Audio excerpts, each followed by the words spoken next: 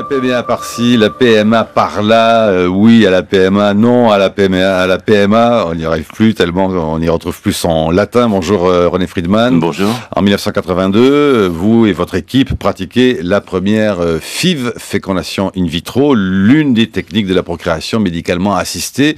Amandine, la petite fille qui est née de ce fabuleux progrès scientifique, considérée comme telle à l'époque en tout cas, a maintenant 31 ans, mais la PMA est toujours, elle, à la mode. On se demande si d'ailleurs, en inventant la PMA, vous n'avez pas aussi inventé la polémique. Alors, l'ouverture des discussions à l'Assemblée nationale pour le mariage pour tous s'ouvriront le 29 janvier prochain. La PMA, visiblement, n'y se rend pas, mais elle est tout de même omniprésente dans le débat public jusqu'à ces derniers jours. Mais nous avons eu envie, grâce à vous, et aujourd'hui producteur à France Culture, d'essayer de remettre quelques pendules à l'heure, au sens que qu'est-ce que c'est donc au fond que cette PMA? Que savons-nous de cette pratique médicale? Les politiques parlent-ils bien de ce qu'ils savent quand ils sont pour ou qu'ils sont contre? Et puis au fond, la PMA est-elle destinée à bouleverser, foutre en l'air, disent certains, la notion de famille comme on l'entendait dans le passé? Donc après avoir été précurseur dans ce domaine, la France est-elle en train de prendre du retard? Tout ce que vous nous direz nous éclairera aujourd'hui, professeur René Friedman. Et aujourd'hui, justement, pensez-vous que vous avez aussi donc inventé la PMA, c'est-à-dire la polémique pour tous? Incontestablement, la procréation médicalement assistée a été une transgression, puisque ce qui se faisait dans l'intimité se fait maintenant sous le microscope. La rencontre, je parle du gamète mâle et femelle, et ce qui était intouchable est devenu manipulable, c'est-à-dire qu'un embryon, c'est tout début, peut effectivement être examiné, diagnostiqué, et on peut connaître le développement de sa potentialité. Donc c'est une transgression. Est-ce qu'il y avait une notion dans votre travail de chercheur-main avec votre équipe, quand vous manipuliez tout ça, est-ce qu'il y avait même une notion secrète ou pas, une appréhension de transgression à l'époque? Oui, complètement. Est-ce que vous disiez on fait un truc qu'il faut pas faire? Non, ou on pas disait qu'il faut, on fait un truc qu'il faut faire. Voilà. Mais par contre, on sentait qu'il y avait énormément d'opposition parce que c'était une transgression. Effectivement, c'était une façon de rentrer dans la connaissance du phénomène qui aboutit à l'homme, même si on en est encore loin de connaître tous les passages et les secrets. Donc, d'emblée, il y a eu une bataille idéologique en même temps qu'il y avait une bataille scientifique pour comprendre et avancer. Et je dois dire que depuis 30 ans, puisque je suis effectivement dans cette histoire, depuis ce temps-là, je n'ai vu que des successions de positions idéologiques fortes. Mais il faut bien dire aussi que la PMA, ce n'est qu'un moyen, et que la société bouge, pas à cause de la PMA, mais parce que la société bouge parallèlement. Et donc c'est la rencontre de ce moyen et de cette évolution qu'il s'agit de cerner aujourd'hui. D'un mot encore, René Friedman, à l'époque, à l'origine, la PMA était considérée, labellisée, si j'ose dire, comme un acte thérapeutique. Exactement, c'était dans le domaine médical, et nous voulions rester dans le domaine médical, justement pour éviter tout ce qu'on nous promettait comme dérive à venir, dans une société qui n'avait pas, je dirais, décidé ses bornes, hein, n'est-ce pas? Donc il s'agissait absolument, au lieu de faire de la chirurgie lourde qui ne marchait pas, de proposer une technique qui allait rendre le désir d'enfant possible, en tous les cas, vous savez, pour un certain nombre de femmes, mais pas toutes. Vous disiez tout à l'heure, effectivement, que le mot PMA circule. C'est vrai que je suis surpris et étonné de voir... Quelle gloire, professeur. Ben non, mais justement, on va peut-être, ça va être le sujet de ce matin.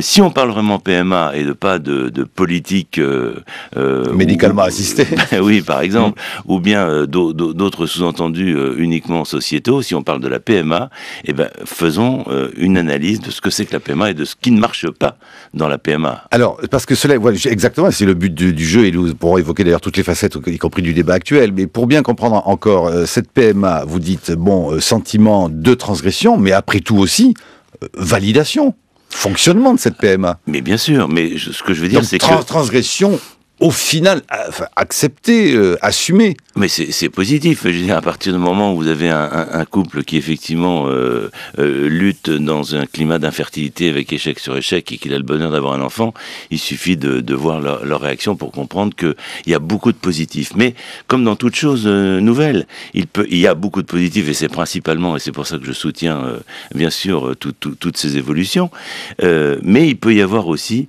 des utilisations qui ne correspondent pas forcément à ce qu'il est bon pour la société. Je ne parle pas de nous les médecins, je parle de la société. Alors, transgression, disiez-vous, c'est intéressant parce qu'on considère aujourd'hui au fond que son utilisation de la PMA, si elle devait passer dans une loi, à l'occasion notamment du mariage pour tous, on considère que là on transgresse encore autre chose par rapport aux valeurs de la famille. Est-ce que cette idée de transgression des valeurs de la famille, de l'idée qu'un jour des couples homosexuels puissent bénéficier de cette PMA, vous avez, il y a 30 ans, effleuré l'esprit ou pas forcément, parce que c'était pas l'air du temps forcément. René Friedman. Écoutez, la pratique de femmes homosexuelles ou célibataires qui procédaient à des auto-inséminations à partir de leur milieu relationnel a toujours existé. C'est pas une nouveauté. Et puis même, je dirais, des formes diverses et variées de relations sexuelles non abouties. Donc ça a toujours existé, cette pratique-là. D'un seul coup, la question qui est posée, c'est qu'elle est médicalement encadrée et donc elle est étatisée. Et des médecins qui ont fait plus de 12 années d'études, je veux dire, ont comme rôle, on leur demande qu'ils évitent un rapport sexuel, en favorisant donc par la PMA la venue d'un enfant. Ce qui est aussi qui pose un certain nombre de questions. Est-ce que c'est le but des médecins? Mais c'est les sujets que nous allons, je suppose, creuser. Est-ce que vous êtes satisfait des résultats que la médecine a obtenus en ce qui concerne la PMA en France jusqu'à ces dernières années, René Friedman? Non, c'est justement un des points, si vous voulez. Si Qu'est-ce qui coince, déjà, avant même le débat qui nous agite aujourd'hui? Oui, avant même le débat. Voilà. Mais vous avez raison, l'état des lieux. Faisons l'état des lieux. Il y a 70 000 tentatives de fécondation in vitro qui sont pratiquées en France, en constante augmentation. Un taux de succès qui est de 18 à 20%. C'est quoi le taux de succès? C'est le nombre de femmes qui vont bénéficier, entre guillemets, parce que c'est pas facile, c'est un bénéfice si ça marche, d'un prélèvement d'ovocytes, donc d'un geste chirurgical, et ensuite de combien parmi ces femmes qui sont prélevées vont accoucher d'un enfant. C'est ça le taux de succès, parce qu'on peut manipuler ce chiffre de 36 000 façons, j'en suis bien conscient. Donc c'est ça, ce chiffre est à 18-20%. Une femme sur 5 va accoucher d'un enfant après avoir bénéficié d'une procréation médicalement assistée. Ce n'est pas beaucoup. Voilà, j'allais vous dire, c'est beaucoup ou c'est pas beaucoup? Non, c'est pas beaucoup. C'est pas beaucoup, et surtout, il y a une... C'est-à-dire que ça marche pas à tous les coups, pour le dire clairement. Voilà. Clairement, c'est une fois sur 5. Et en plus, si vous voulez, c'est très variable selon les centres, je dirais pourquoi, parce que ça c'est une moyenne. Alors si vous dites une moyenne, eh ben vous avez en dessous et vous avez au-dessus. Et donc ce qui est intéressant à voir dans cette transgression, comme vous le disiez, c'est qu'on analyse objectivement le pourquoi. Parce que si on se compare par rapport à des pays comme les États-Unis, certains centres, il ne faut pas faire pays par pays, il faut faire les centres. Il y a des centres d'excellence qui ont mis, si vous voulez, des moyens d'excellence de formation des personnes, des techniques aujourd'hui à jour. Mais quand vous êtes dans un climat un peu de suspicion de cette spécialité, qui reste encore, parce que vous évoquiez les tout débuts, mais les tout débuts, il y a une condamnation claire et nette du pape, quand même, de la pratique de la fécondation in vitro. Avec des centres de la sorcellerie, quoi. Oui, avec des centres, non, attendez, c'est parce que les gens ont oublié. Il y avait des centres à Lille, il y avait des centres à Paris, je dirais, qui pratiquaient, qui ont dû arrêter. Donc c'était pas comme ça de l'enfantillage, il y a eu un arrêt. Donc, si vous voulez, ces résultats-là, si on les analyse vraiment, on se dit, mais il faut investir. Mais investir, il y a bien sûr, on va dire, je fais pas une revendication syndicale du nombre de matériel qu'il faut, bien que, il faut ce qu'il faut pour que ça marche, et pas le faire sur un coin de table. C'est lourd comme investissement pour un centre médical? Pour un bébé, non. Par rapport à la microchirurgie, un microscope chirurgical, je veux dire, on est du même acabit. Mais aussi, si vous voulez, de l'investissement intellectuel, c'est-à-dire justement de considérer est-ce que oui ou non c'est quelque chose que l'on favorise, que l'on encadre, certes, ou quelque chose qui se fait à contre-courant et qu'on essaye de masquer un peu, de ne pas mettre au devant. Et nous allons voir, en allant dans les détails, que les oppositions à la recherche pour permettre, si vous voulez, d'améliorer les choses. Parce que comment voulez-vous avancer si vous ne faites pas de l'innovation? Mais faire de l'innovation, faire de la recherche dans ce domaine était et est encore mal vu. Pourquoi? Il suffit de lire la loi. La loi, qu'est-ce qu'elle dit? La recherche sur l'embryon est interdite, sauf de façon exceptionnelle. Comment voulez-vous, vous êtes un jeune chercheur qui débarque et comme ça, on vous dit, tiens, il y a un super sujet et tout ça, vraiment intéressant. Ah oui, mais peut-être qu'il va s'arrêter dans 2 ans parce que je ne pourrai pas continuer. Donc il faut, si vous voulez, prendre les choses à bras-le-corps, faire une analyse véritable, parce que en France, vous ne pouvez pas savoir les résultats de tel ou tel centre. Si vous allez sur Internet, tout de suite, là, vous allez avoir tous les centres des États-Unis, année après année, immédiatement, le taux de succès. C'est une émulation. Certains le voient comme une désignation de ce qui ne marche pas. Mais ça, c'est la réaction, vous voyez, on va dire, franchouillarde. Il faut au contraire se mettre au niveau international, monter, voir ce qui ne va pas et favoriser. Et pour ça, il faut avoir de l'allant, du tonus et du soutien à cette science qu'est la médecine, la biologie et la reproduction. Alors, est-ce que cela veut dire, René Friedman, que vous estimez que les politiques, avant même peut-être au fond d'inscrire la PMA dans un projet de loi afférent ou pas d'ailleurs au mariage pour tous, devraient déjà, au fond, améliorer l'ordinaire, si j'ose dire, de la PMA en France? Parce que il suffit de pas aller très loin pour avoir des centres de PMA tout de même tout à fait efficaces, que l'on parle de la Belgique ou de l'Espagne. Et... Oui, il y a aussi des centres, heureusement, les Français ont tout à fait les compétences, hein, j'entends bien, mais vous avez des problèmes, et vous avez raison de dire les choses comme cela. Il y a des problèmes, par exemple, pourquoi 8000 femmes vont à l'étranger pour le don d'ovocytes? Le don d'ovocytes ne marche pas en France. Ça coûte cher. Hein. Pourquoi est-ce que... Et en plus, il est remboursé par la Sécurité sociale française pour une part. Hein, donc c'est quand même l'incohérence. Hein, mais on va y revenir. Pourquoi est-ce que si vous avez la malchance d'avoir une stérilité et un problème génétique et que vous faites appel, ce qu'on appelle au diagnostic préimplantatoire, où justement on va analyser l'embryon avant de le remettre pour éviter que, puisqu'on sait qu'une famille a un risque génétique, que l'enfant soit atteint, vous attendez 2 ans. 2 ans avant de pouvoir être pris en charge pour cette situation particulièrement lourde. Vous avez déjà un enfant atteint, où vous voulez sortir un peu de ce destin noir, et vous devez attendre 2 ans pour 25% au mieux de résultats, et donc 75% de possibilités de recommencer encore. Pour conclure cette première partie, René Friedman, et nous y reviendrons longuement jusqu'à 9h avec vous aujourd'hui dans les matins de France Culture, vous pensez, vous estimez, vous pouvez porter un jugement que, par exemple, les hommes politiques, qu'ils soient d'ailleurs pour ou contre, parlent un peu à tort et à travers sans savoir de quoi ils parlent, et puis les associations et les autres qui seront dans la rue contre, par exemple, dimanche? Écoutez, moi, je pense que finalement, cette discussion sociétale sur mariage, pas mariage, couple, pax, union, ou je ne sais quel terme et tout ça, est peut-être l'occasion, mais j'espère que ça sera l'occasion, et votre émission va peut-être y contribuer. Mais non, mais c'est vrai, ça sera l'occasion de remettre les choses à plat pour la PMA. Qu'on l'applique ici ou qu'on l'applique là, hein, il faut offrir le meilleur et voir les incohérences aujourd'hui, les insuffisances de notre façon de faire, bien que nous avons un comité national d'éthique, une agence de biomédecine, 3 lois de bioéthique ont été évoquées. Un mot juste avant la chronique de Brice Couturier sur l'actualité du journal de 8h d'Amélie Perrier. Vous avez entendu ce reportage aussi donc sur cette pilule de 3e génération qui suscite là aussi bien des craintes, des polémiques, des avertissements, de drôles de décharges que les médecins gynécologues doivent signer maintenant pour être sûrs de ne pas être attaqués ensuite en cas de maladie. On a le sentiment peut-être qu'il y a tout de même, peut-être pour un médecin, une drôle d'atmosphère aujourd'hui, les anti-pilules, 3e génération, les anti-IVG, les anti-PMA. Eh ben, tout ça, si vous voulez, tourne autour de, on va dire, de la maîtrise du corps de la femme, hein, qui a été, à mon sens, hein, la véritable révolution de ces 40 dernières années. Cette volonté de décider le moment de la maternité. Donc, ne pas vouloir, c'est effectivement la contraception, c'est effectivement l'IVG quand on est à l'extrémité, c'est effectivement la fécondation in vitro et tous ces développements.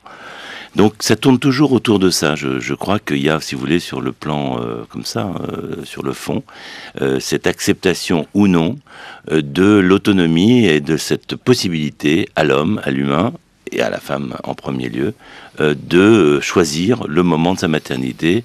Donc c'est sortir du destin, de l'imposition c'est la science contre la nature, l'éternel. Il y a un peu de ça. Enfin bon, voilà, ça c'est un peu sur le fond. Et puis après, bien sûr, c'est pas pour autant qu'il faut tout faire. Et pour revenir à votre question sur la pilule de troisième génération, effectivement, je suis d'accord avec le témoignage. Il y a des excès dans un sens comme dans l'autre. C'est pas si catastrophique que ça. Et je veux dire, d'un autre côté, pourquoi avoir monté pour des raisons à revoir les bénéfices attendus de cette pilule, de ces pilules qui ne sont pas aussi supérieures aux précédentes. Donc on a de toute façon d'abord des indications, on peut les conserver. Ensuite, on a un champ quand même de prescription de la contraception. La contraception n'est pas morte, ça c'est sûr. Maintenant, il faut, si vous voulez, comme toujours, faire un suivi de tout ce qu'on fait sur le plan médical. Mais je crois que ce que vous souleviez, c'est cette judiciarisation de la médecine qui arrive lentement, mais sûrement. Et on l'a vu dans le diagnostic anténatal, on peut le voir... C'est-à-dire la responsabilité souhaitable, mais en même temps qu'il ne faut pas dépasser, parce que sinon, on arrive à ce que les médecins ne font plus de la médecine personnalisée, suivent les recommandations de peur que s'ils sortent des clous, ils seront un jour attaqués. Et ça, c'est pas bon. Et en prison. C'est pas bon parce que c'est pas la médecine telle qu'on la conçoit. 8h19, c'est l'heure de la chronique de Brice Couturier. Bonjour Brice. Bonjour Marc. Le philosophe Christian Godin, dans un livre d'entretien avec le biologiste et généticien Axel Kahn, dit, je le cite, « L'un des sens forts de la science et de la technique à travers leur histoire, c'est le projet de substituer au hasard et au déterminisme naturel la volonté humaine. » Fin de citation. Or, au cours du siècle écoulé, ces sciences et ces techniques sont parvenues à faire reculer la part de ces déterminismes et à faire progresser celle de la volonté dans des proportions inimaginable antérieurement, vous nous le rappeliez. Comme le fait remarquer aussitôt Axel Kahn, les nouveaux pouvoirs créent aussi des responsabilités nouvelles. La mère de toutes les révolutions a été, vous le disiez à l'instant René Friedman, la pilule. En obtenant de la médecine le pouvoir de donner la vie quand elles le veulent, et non selon les vieilles lois de la nature et de la biologie, les femmes ont acquis une maîtrise proprement révolutionnaire. La deuxième révolution a été l'invention de la fécondation in vitro. Louise Brown en 1978, suivie d'Amandine en 1982, première naissance procédant d'un embryon congelé. Une conception produite sans contact physique entre spermatozoïdes et ovules. Les techniques d'assistance médicale à la procréation s'ensuivent. L'injection d'un spermatozoïde dans un ovocyte est devenue un moyen relativement courant de contourner la stérilité des couples. Il faut savoir que 20 000 enfants naissent chaque année en France à l'aide de l'AMP et que dans 96% des cas, cette fécondation in vitro, ce sont les parents biologiques qui vont élever l'enfant. Ces techniques, René Friedman, vous les avez perfectionnées en France au point de donner à des géniteurs porteurs d'une maladie héréditaire gravissime la possibilité de mettre au monde des enfants qui n'en sont pas atteints par sélection des embryons sains, si j'ai bien compris. Certes, l'ectogénèse, le développement de l'embryon puis du fœtus hors du ventre de la mère, n'est peut-être pas pour demain, mais pour après-demain, sans doute. Mais cette maîtrise, hier inimaginable des femmes sur leur propre corps, ces possibilités nouvelles de manipuler la vie humaine elle-même, comportent des enjeux éthiques et symboliques considérables. Nous avons décidé, nous, d'en confier la réglementation à la loi, plutôt que de laisser les couples et les médecins décider au cas par cas, en leur âme et conscience. Mais la morale, vous le savez bien, n'est pas une science exacte. La preuve, c'est que les législations divergent au sein même de notre Europe, censée pourtant partager les mêmes valeurs. Alors, quels sont les problèmes ? D'abord, me semble-t-il, se pose la question des risques de dérive eugéniste. Dès lors qu'il existe une possibilité technique de choisir parmi les embryons à implanter dans l'utérus d'une femme, n'est-on pas tenté de choisir le meilleur ? On sait combien il est déjà difficile dans le cadre de la médecine procréative d'interdire le choix du sexe de l'enfant à naître. La liberté de choix des parents doit en effet se voir fixer des bornes, car il n'est pas un objet, cet enfant, qui viendrait satisfaire un soi-disant désir d'enfant, comme on peut désirer une nouvelle voiture. Il y a aussi le risque de la marchandisation dans une société où la sphère du marché tend à s'étendre sans rencontrer de limites. En France, la location des ventres, les mères porteuses d'un enfant pour autrui, sont interdits par la loi. Quant au droit ouvert aux femmes homosexuelles de bénéficier de la PMA, qu'un amendement du projet de loi ouvrant le droit au mariage aux couples homosexuels comportait encore au début de cette semaine, on sait qu'il vient d'être retiré par le groupe socialiste à l'Assemblée nationale. Il y avait, paraît-il, un risque de censure par le Conseil constitutionnel dans la mesure où cet amendement pouvait lui apparaître comme ce qu'on appelle un cavalier législatif, c'est-à-dire sans rapport avec la visée exacte du projet de loi lui-même. Ce qui montre bien qu'effectivement la question du mariage homosexuel et la question de la procréation pour ces couples homosexuels sont deux questions différentes, comme j'avais essayé de l'expliquer il n'y a pas longtemps. Mais dans la mesure où cette possibilité existe dans plusieurs autres pays d'Europe, il n'est pas surprenant en tous les cas que la question soit posée, et manifestement elle sera reposée. La chronique de Brice Couturier sur franceculture.fr, plusieurs questions, plusieurs thèmes. René Friedman. Écoutez, tout d'abord, voilà, disons que la procréation médicalement assistée aujourd'hui, c'est la jonction de 3 équipes. Une équipe médicale de gynécologues, une équipe de biologistes qui font la fécondation in vitro et toutes les techniques que vous évoquez et qu'il faut mettre au devant de la scène, car c'est eux qui développent les techniques que vous avez évoquées. Et aujourd'hui, les généticiens. Parce que de plus en plus, nous allons avoir accès à des informations sur le développement même, les possibilités, je vais dire. On ne va pas changer les choses.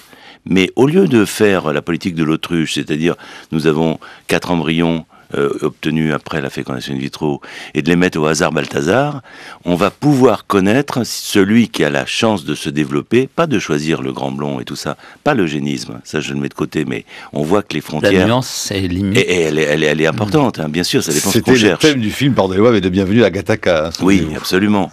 C'est de savoir, si vous voulez, est-ce que cet embryon a une chance de se développer ou pas. Et ça, on ne fera pas l'économie dans les années qui viennent de cette connaissance qui est en train, sauf en France parce que c'est bloqué, mais qui est en train de venir dans tous les pays du monde.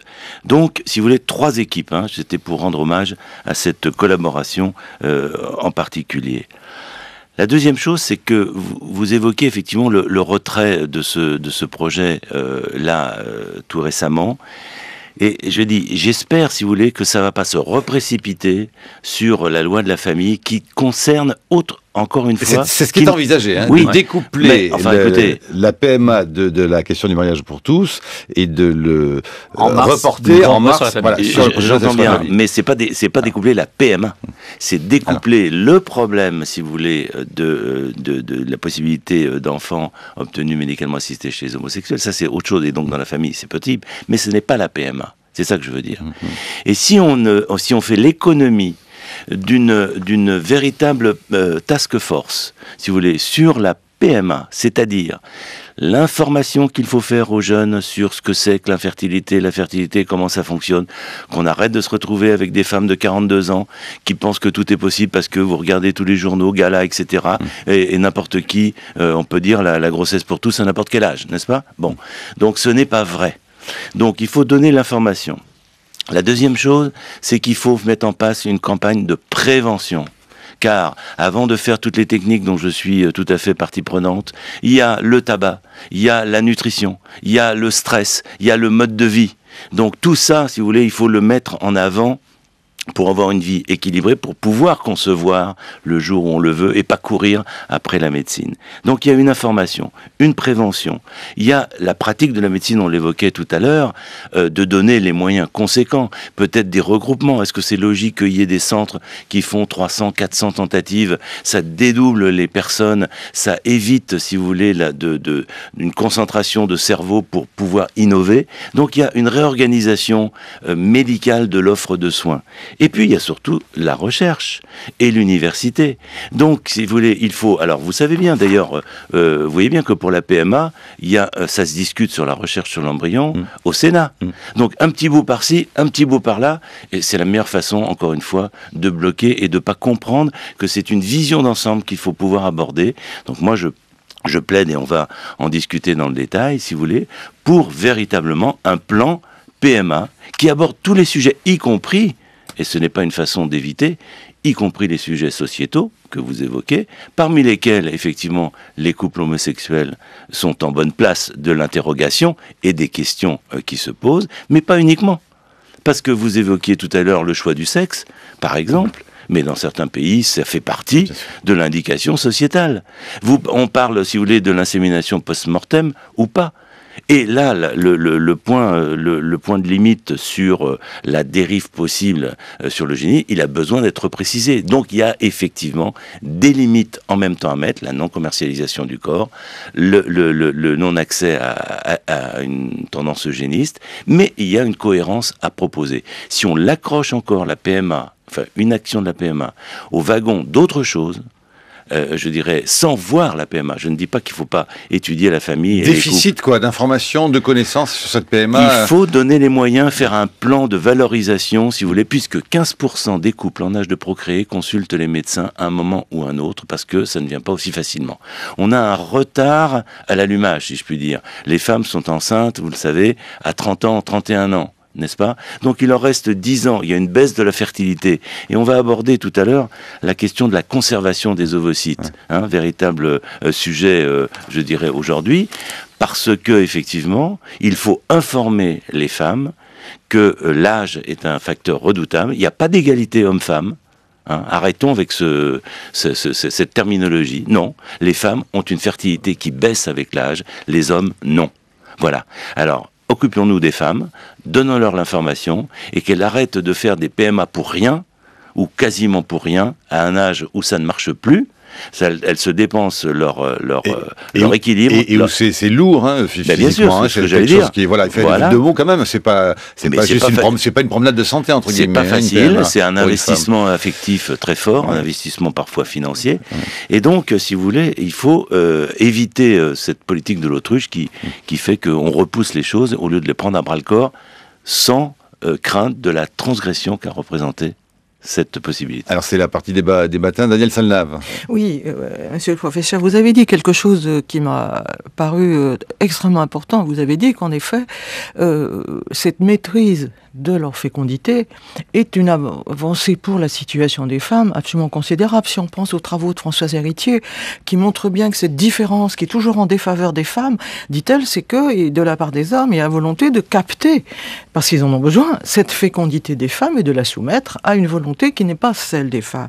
Et moi, j'appartiens à la génération de la pilule. Les femmes qui nous ont succédé appartiennent plutôt à la génération de la PMA. C'est-à-dire qu'au fond, la séparation entre sexualité et procréation, c'est d'abord jouer en faveur de la sexualité qui pouvait ne pas être procréative, et ensuite en faveur d'une procréation qui peut ne pas être sexuelle, si j'ose dire, en tout cas pas liée à un acte sexuel. Bon. Mais si on y réfléchit bien, le traitement que vous avez apporté à la stérilité ou à l'infertilité, au fond, toute notre histoire a toujours cherché à le traiter.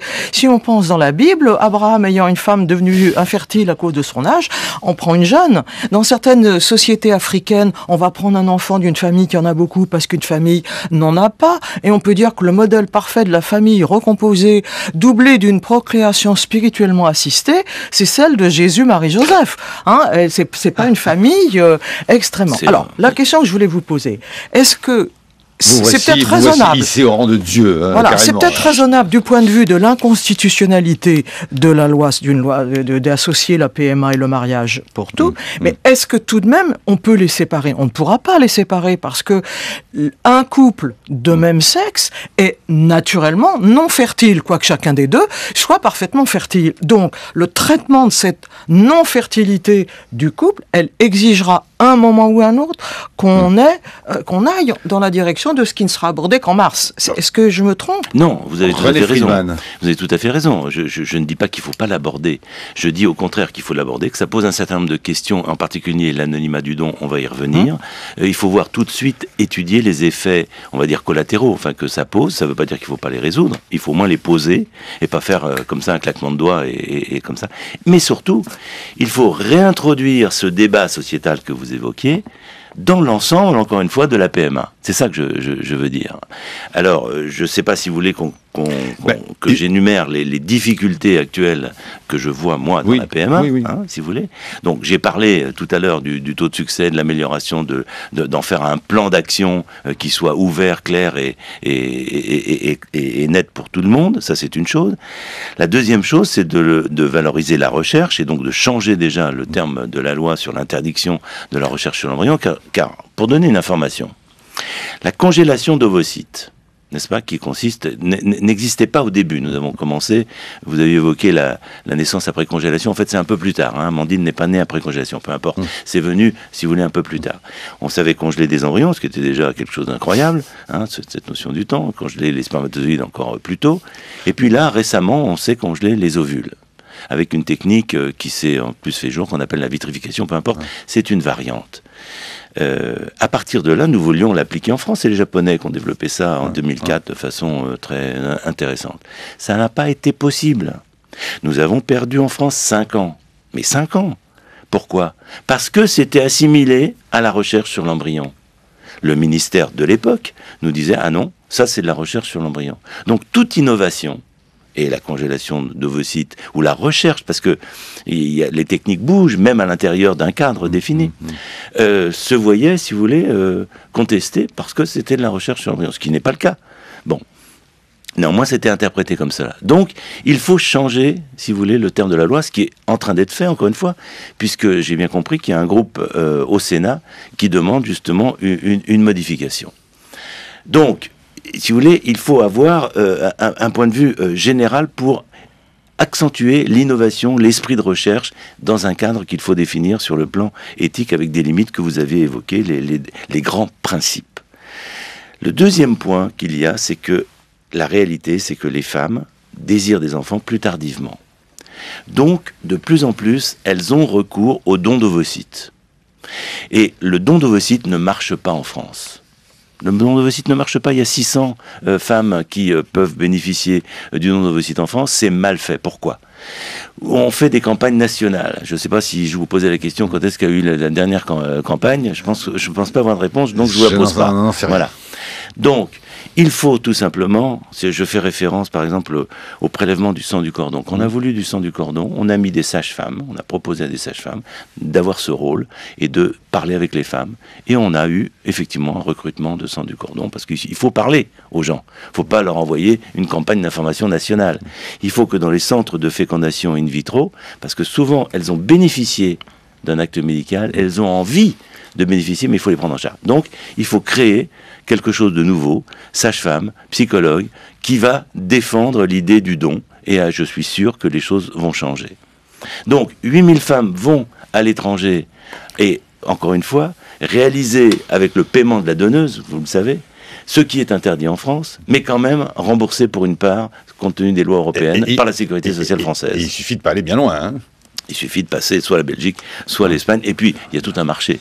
Hein, il y a tout un marché, les pays de l'Est maintenant baissent les prix, enfin on est au solde, quoi. Donc... Justement, oui. La Belgique est décidément extrêmement attractive pour des tas de raisons, notamment pour la conception par procréation médicalement assistée, qui est beaucoup plus libérale, qui est même totalement. Couples, célibataires, hétérosexuels et homosexuels ont recours à la PMA en Belgique. Écoutez donc le reportage de Christophe Paillet des Matins de France Culture. Il a contacté Annick Delvigne, chef du service de procréation médicale assistée à la clinique catholique Saint-Vincent à Liège. Jusqu'à très récemment, cette clinique était la dernière en Belgique à ne pas pratiquer la PMA pour les couples homosexuels. Mais là aussi, les choses changent. Annick Delvigne au micro de Christophe Paillet. Pendant 20 ans, j'ai travaillé au CHU Saint-Pierre à Bruxelles et là, c'est un hôpital qui dépend de l'université libre, donc laïque, de Bruxelles, qui a toujours eu une ouverture par rapport à l'homoparentalité. J'avoue que d'un point de vue strictement personnel, je ne comprends absolument pas le rapport entre l'obédience et l'acceptation ou pas de l'homoparentalité, parce que je vois pas le rapport. Mais c'est vrai, quand je suis arrivée en 2007 dans cette clinique Saint-Vincent, dans la charte qui avait été définie par le conseil d'administration en collaboration avec le comité d'éthique, n'était pas repris la possibilité de prendre en charge les couples homosexuels. Donc j'ai, après avoir constitué une banque de sperme qui me permettait en tout cas d'accueillir un plus grand nombre, j'ai proposé une réflexion au comité d'éthique qui a été accueillie tout à fait favorablement. On est dans des démarches administratives pour que le conseil d'administration entérine cette décision, mais notre comité d'éthique a voté à l'unanimité la prise en charge des patientes homosexuelles. Je dirais qu'on est probablement la clinique la plus en retard, puisque toutes les autres cliniques belges, y compris les cliniques catholiques, y compris les cliniques universitaires catholiques, prennent en charge l'homoparentalité quand elles disposent d'une banque de sperme. Et ça n'a pas été si difficile que cela à faire accepter au sein de son institution, notamment une fois la banque de sperme installée. Annick Delvigne. Pour pouvoir faire passer, entre guillemets, cette conception qui n'avait pas été envisagée auparavant, j'ai présenté la situation légale, d'abord dans les différents pays limitrophes, et également, surtout, parce que c'est pour moi le plus important, les différentes études qui sont solides, longitudinales, qui étudient les enfants depuis le DIP jusqu'à l'âge adulte et qui montrent un développement tout à fait harmonieux, voire parfois même avec des comparatifs qui sont en faveur de l'homoparentalité. Donc je ne crois pas que ce soit un argument, mais en tout cas c'est suffisant pour dire qu'à l'heure actuelle, il n'y a plus d'inquiétude à avoir pour le devenir des enfants, ce qui était une inquiétude peut-être légitime à un moment où on n'avait pas de recul. C'est comme ça en médecine, voilà. C'est probablement la fin d'une attitude discriminante sur base de l'orientation sexuelle. Alors du coup, la Belgique est-elle à l'avance ou c'est la France qui est en retard? Question de Christophe Payet à Annick Delvigne. J'insiste sur le fait que c'est pas une différence entre la France et la Belgique, c'est une différence entre la France et différents pays européens dont font partie les Pays-Bas, la Finlande, l'Estonie, le Danemark, la Grèce, la Russie, l'Espagne, le Royaume-Uni. Donc tous ces pays ont, en tout cas par rapport à la problématique que vous débattez pour le moment, qui est l'homoparentalité, une attitude tout à fait ouverte que n'a pas la France. Je ne sais pas ce qui motive cette attitude.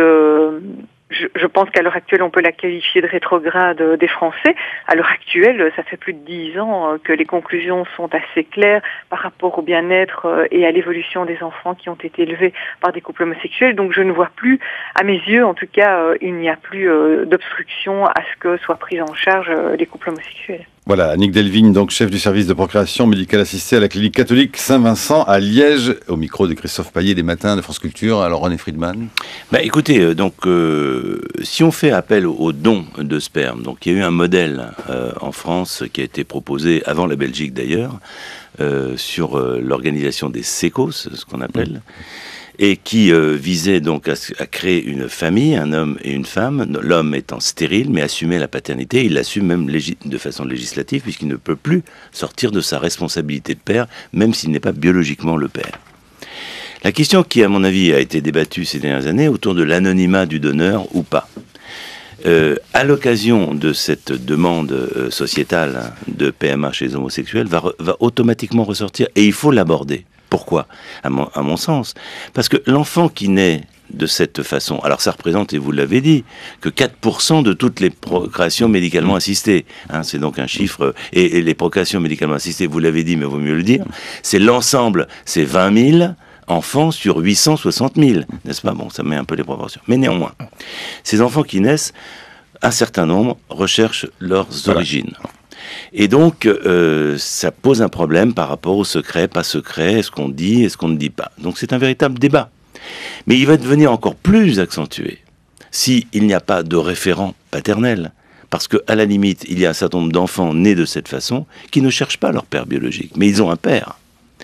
Par contre, à mon sens, ça va être un peu plus compliqué pour un enfant qui sait très bien, qui va savoir par l'école et par les discussions, y compris avec ses parents, qu'il est issu d'un spermatozoïde et d'un ovule, ça n'a pas changé, n'est-ce pas ?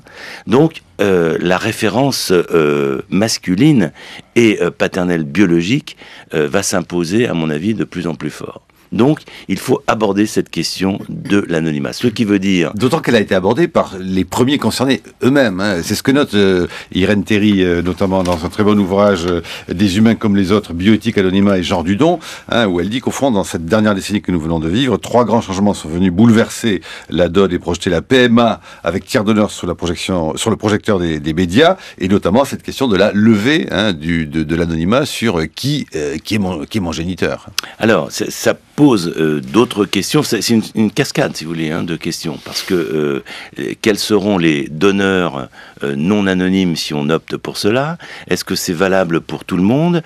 C'est pour ça que je dis ça mérite un débat. Et si vous voulez, janvier, alors là, visiblement, c'était impossible. Mais mars, c'est trop court aussi. Ouais. Parce que y a l'ensemble, si vous voulez, de ces problèmes. C'est pas une façon de repousser. C'est au contraire une façon d'essayer de mieux faire et de bien faire. Est-ce qu'on peut oser vous demander votre avis ?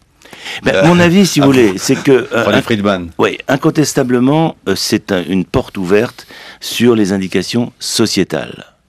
Ce qui, vous l'aviez évoqué au tout début, n'était pas ma conception au début, qui était une conception, si vous voulez, de pouvoir offrir une réponse médicale à un problème. Ouais.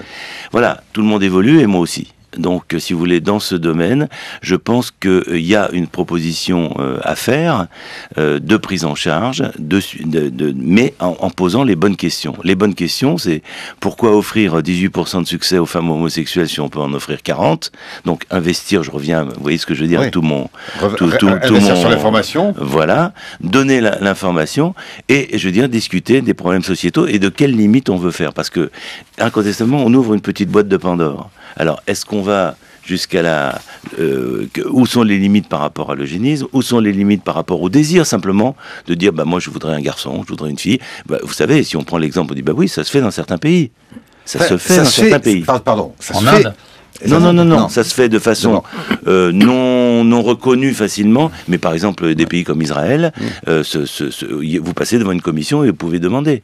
Hein, donc, il y a, si vous voulez... Donc, voilà, il faut bien mesurer, à mon sens, ce que l'on va. Mais je reviens encore, si vous voulez, sur des points qui me semblent clés. Allons de l'avant sur les indications sociétales, à condition d'emmener tout le bateau. Voilà. Et tout le bateau, c'est, encore une fois, je ne veux pas que des couples attendent 2 ans pour avoir un diagnostic préimplantatoire, c'est intolérable.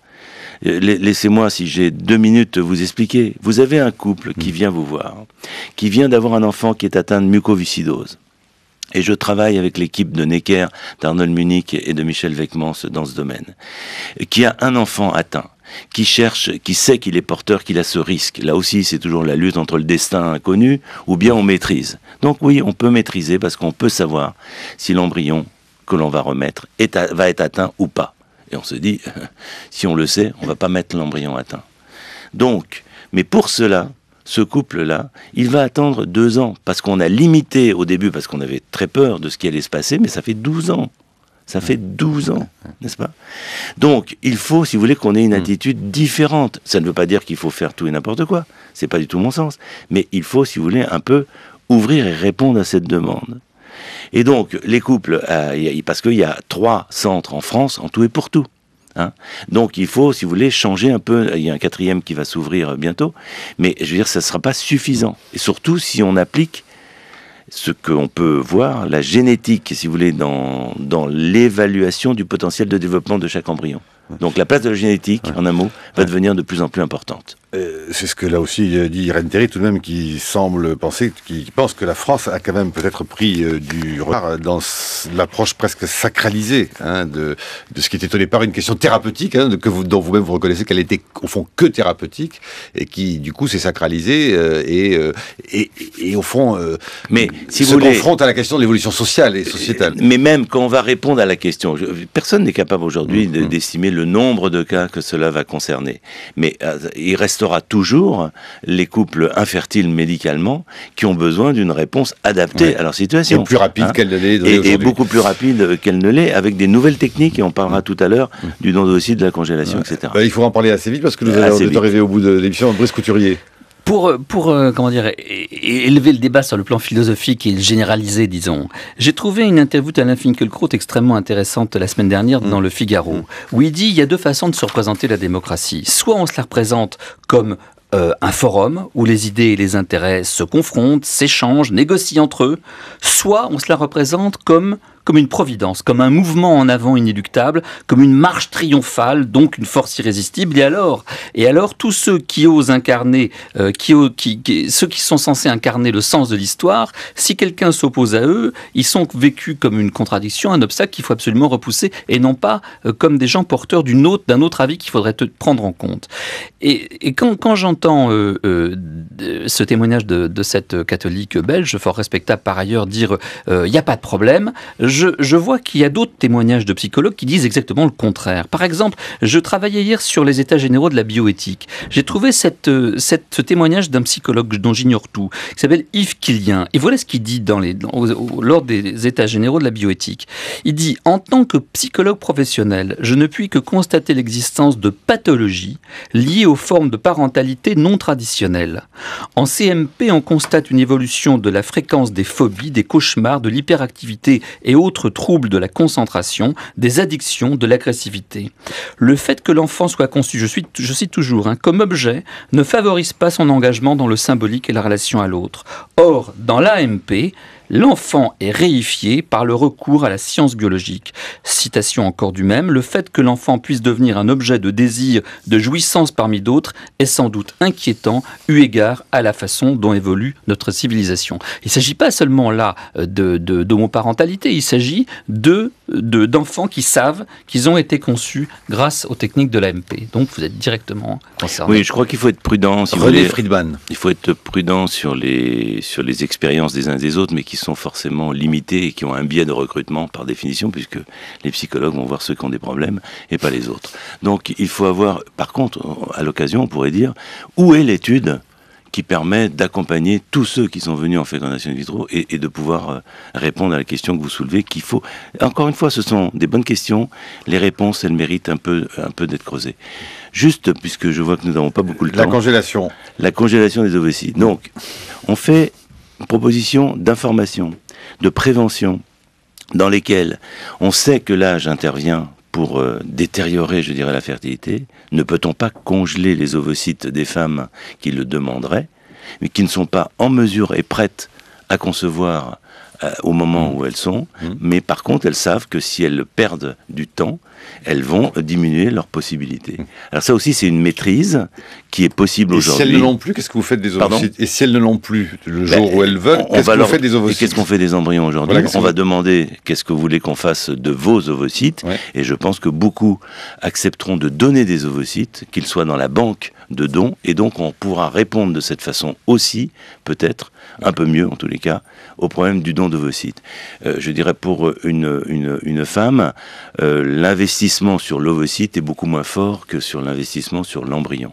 Donc si vous voulez, alors est-ce que c'est encore une automaîtrise supplémentaire? Moi je dis oui, je suis favorable à cela, mais encore une fois, ce que je dis aujourd'hui, vous voyez qu'il y a un ensemble de problèmes, et encore, on a déjà passé un bon temps, mais il nous reste plein de choses à dire.